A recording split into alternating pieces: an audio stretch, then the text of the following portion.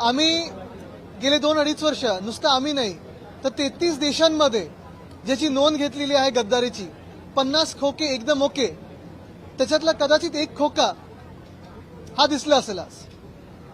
पण मला वाटतं सरळ सरळ हा जो व्हिडिओ घेतला आपण आणि ज्या कंपनीचे ते बनियन आणि चड्डी आहे त्यांनी दाखवलं की एवढे खोके मिळाल्यानंतर तुम्ही हेच बनियन घालू शकता, ती ऍडव्हर्टाइजमेंट चांगली होऊ शकेल त्या बनियन कंपनीची.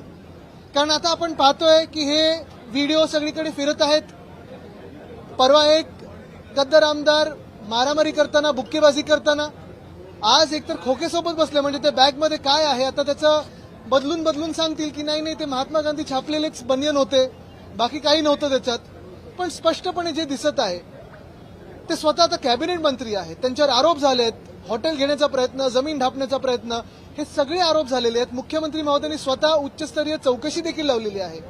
प्रश्न हाच आहे की ह्या गँगचे बॉस भ्रष्टनाथ मिंदे कारवाई करणार का? उत्तर मी तुम्हाला हे आज पण देऊ शकतो की ते कारवाई बिलकुल नाही करणार.